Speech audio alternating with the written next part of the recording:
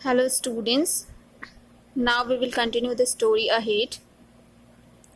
The country was having problems regarding the practice of slavery. Means America में उस time पे slavery को लेके बहुत ज़्यादा जो है वो प्रॉब्लम चल रही थी. The white men owned large farm in the southern states. Black were brought from the Africa to work on these farms. Means जो white लोग होते थे वो क्या करते थे, बहुत बड़े बड़े फार्म हाउस बना देते थे साउथर्न स्टेट में जो लोग रहते थे, और ब्लैक जो वहाँ के पीपल थे, ब्लैक पीपल्स को वो अपने वहाँ जो है एज सर्वेंट रख लेते थे. देवर केप्ट एज स्लेव्स, वो सर्वेंट के जैसा उन्हें रख लिया जाता था, वो एज सर्वेंट उनके वहाँ काम करते थे. The people of northern states were against this practice of slavery and wanted to abolish it. जो नॉर्थर्न स्टेट के लोग थे जिनको ये दास प्रथा, ये स्लेवरी बिल्कुल अच्छी नहीं लगती थी, so they wanted to abolish it, वो उसे एंड करना चाहते थे, वो उसे फिनिश करना चाहते थे. The constitution of America is based on the equality of man. जबकि अमेरिका की जो कॉन्स्टिट्यूशन है, संविधान है, उसमें इक्वलिटी की बात की गई थी, समानता की बात की गई थी कि हर एक इंसान, हर एक पर्सन जो है वो इक्वल है. Therefore, there was no place for slavery in that country. उसके बाद भी मीन्स वो प्रथा जो है उनके वहाँ चली आ रही थी. There was no place for slavery in that country. उस कंट्री में स्लेवरी की कोई प्रथा की कोई जगह नहीं थी, लेकिन उसके बाद भी वो प्रथा चली आ रही थी. Lincoln was elected president in November 1860. Abraham Lincoln जो है वो 1860 को अमेरिका के प्रेसिडेंट बने, इलेक्ट होके, चुनाव करके. He wanted to solve the problem of slavery, और वो इस प्रॉब्लम को, स्लेवरी को ख़त्म करना चाहते थे, फिनिश करना चाहते थे. During Lincoln's presidency the southern states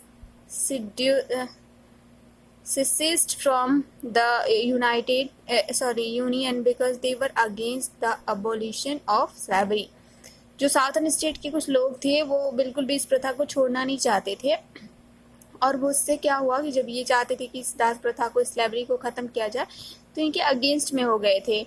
on the other hand Lincoln and the northern state were against slavery, और नॉर्थर्न स्टेट के जो लोग थे और लिंकन, ये दोनों मिलके स्लेवरी के अगेंस्ट फाइट कर रहे थे. 6 weeks आफ्टर बिकमिंग प्रेसिडेंट, जिस दिन ये प्रेसिडेंट बने उसके बाद 6 weeks आफ्टर, 6 हफ्ते बाद, द सिविल वॉर बिगन, वहाँ पे कोल्ड वॉर होने लगा, सिविल वॉर स्टार्ट हो गया. This put the unity of the country in the danger, और ये क्या किया, जो कंट्री की यूनिटी है उसको डेंजर, उसको मीन्स उस पर खतरा मंडराने लगा. जैसे कि हमारे वहाँ ही है इंडिया, हम अपने एक इंडिया में खुद के ही लोगों से, खुद के ही मीन्स कंट्री में रहने वाले लोगों से वॉर करने लगे, तो उसे हम सिविल वॉर बोलते हैं, कोल्ड वॉर बोलते हैं, जिससे हमारी यूनिटी जो है वो खतरे में आ जाती है. In this war the northern state which stayed in the union for the southern states called the confederacy.